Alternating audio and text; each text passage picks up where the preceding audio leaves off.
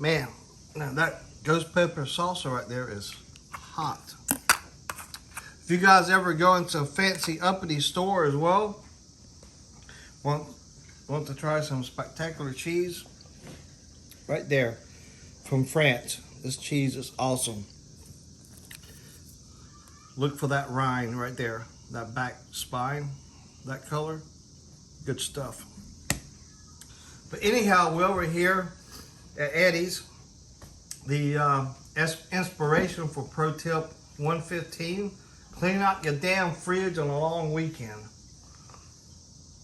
And yeah, we're having some ribs. He's cooking ribs and steak, some corn, stuff. But we're also going to talk about emergency roadside repair and pro tip number 2, as practiced by Piglet himself.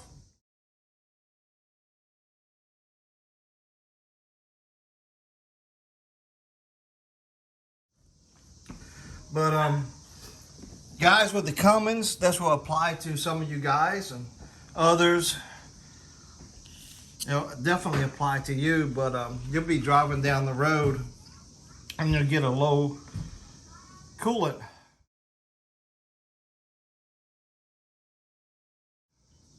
And you'll add coolant.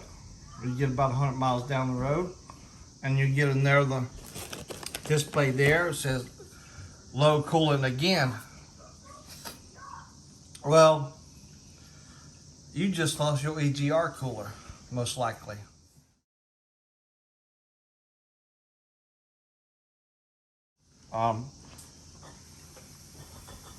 And that's a good $2,000 repair, $1,100 for a new EGR.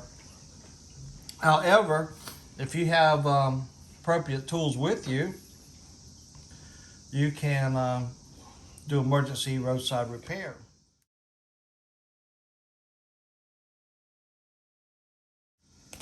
And there's actually, to make it very simple, most of you guys carry a small tool bag, a little, you know, the little Craftsman, couple of wrenches and sockets and stuff, and that's great, and pliers, and that's definitely good for most repairs out there. But if you have to do emergency roadside repair in your EGR cooler, there's actually a couple of other pieces that you will definitely need. Absolutely a must. And that's right here. We're looking at them right here. And it is, you'll either have a deep 15 millimeter socket and a little 1-inch extension, or you'll have that 3-inch extension and a short 15 millimeter socket. And the most important thing is having a flex head ratchet, and not a long one. You need one short, right around a foot and under, because the way you go about making the necessary adjustments, you can't be too long. Also, you'll need an 8 millimeter socket and a 10. 10 will be in your standard,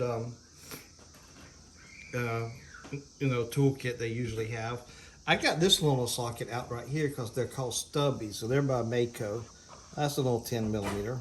So look how short that is. That right there is a normal short socket, and there goes that stubby.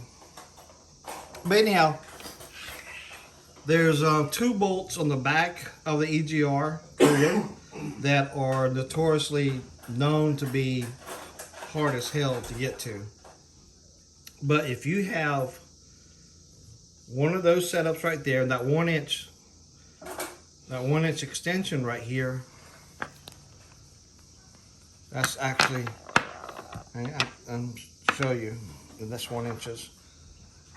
And if you put these together, this deep, the one end, the other short extension, and the short socket, you see they're both the same height right there. But that flex head right there, that allows you to get back in there, right? and get it. And this one is, I like this one. This is a 88 tooth, so 4-degree arch. But that right there, and of course 8mm. Some of those bolts 8mm, and the 10 and the 15. But if you have to do emergency roadside on EGR cooler, you can. That's right there. You'll need that, and plus emergency roadside kit.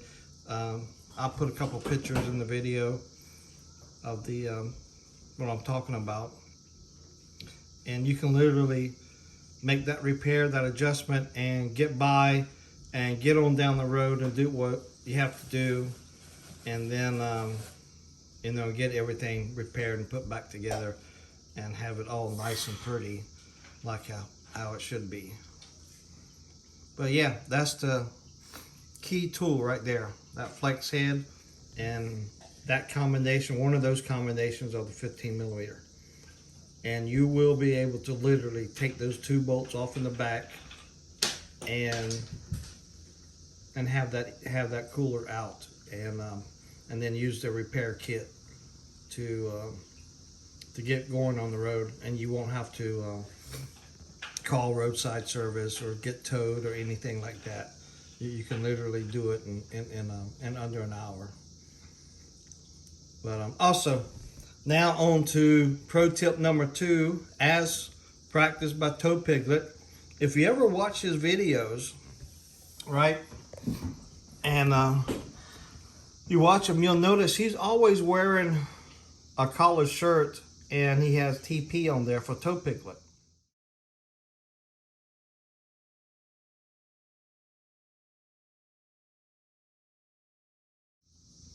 But that is pro tip number 2, dressing appropriately for the job. Now I know some of you guys are leased on, and your whoever you lease on to, they don't provide you anything like that. But even just having like just a t-shirt with the logo on it, or the HighVis shirts.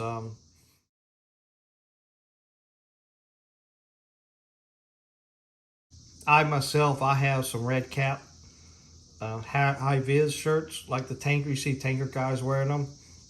I have a couple of those, and you can just wear that, and just it projects a lot more professionalism when you go into a customer's place, and also, at the scale, instead of walking in with flip flops and tank tops and stuff, you got a nice collar shirt on, or just a HighVis t-shirt.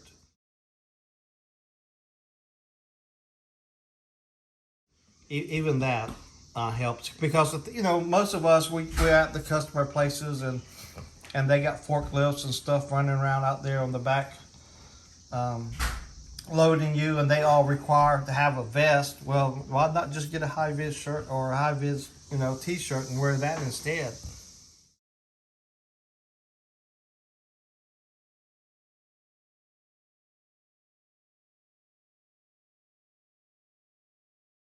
But anyways, that's pro tip number 2. And like I said, Tow Piglet, he wears his with his, and I have mine. I have Dixie on the stenciled in, actually embroidered,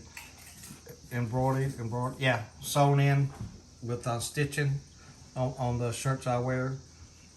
But anyways, guys, that's it. We're having ribs tonight, steaks. Right there, that's the key tool for making roadside repairs. And then, of course, wearing a nice, presentable shirt when you're at your customers' locations and whatnot. It just helps. All right, out of here, guys. We're hungry. Bye.